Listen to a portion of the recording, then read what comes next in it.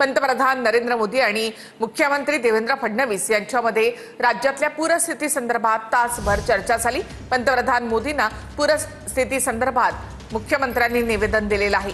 एनडीआरएफच्या मदतीने भरीव निधीची मागणी देखील यावेळी करण्यात आली। पंतप्रधानांनी आता मदतीचं आश्वासन दिलेलं आहे अशी माहिती मुख्यमंत्री देवेंद्र फडणवीसांनी दिली आहे। कर्जमाफीच्या आश्वासनांची पूर्तता निश्चितपणे करू असं देखील फडणवीसांनी म्हटलं आहे। प्रधानमंत्री महोदयांना एक निवेदन मी दिलेलं आहे। माझ्या वतीनं आणि आमच्या दोन्ही उपमुख्यमंत्र्यांच्या सहीने हे निवेदन आम्ही त्यांना दिलेलं आहे।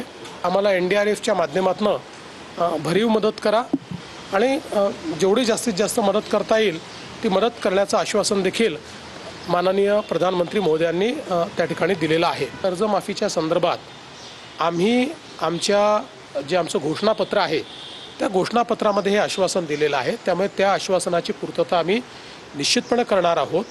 ती आता कधी करायची कशी करायची या संदर्भातली आमची एक समिती तयार झालेली आहे। ती समिती त्याचा अभ्यास करते आहे। आता खरीपाकरता घेतलेलं कर्ज फेडण्याची वेळ पुढच्या वर्षी येणार आहे।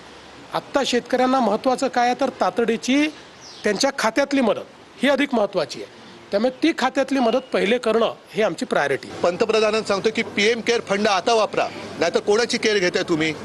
पीएम केअर फंडातून माझ्या शेतकऱ्यांना कर्जमुक्त करा, नाहीतर शेतकऱ्याला पर हेक्टरी 50,000 रुपये द्या।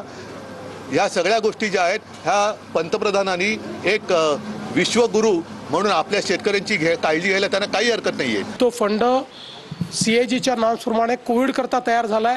त्यामुळे इतरत्र खर्च करता येत नाही। त्यामुळे आता त्याच्या नेमकं काय करायचं या संदर्भात आमच्यासमोर प्रश्न आहे। त्यामुळे 600 कोटी रुपये आपल्या फंडात असताना लोकांनी ते दिलेले असताना आणि लोक पटापटा मरत असताना एक नवा पैसा जे खर्च करू शकत नाही त्यांनी कोणाला किती शहाणपण शिकवावं हे देखील ठरवलं।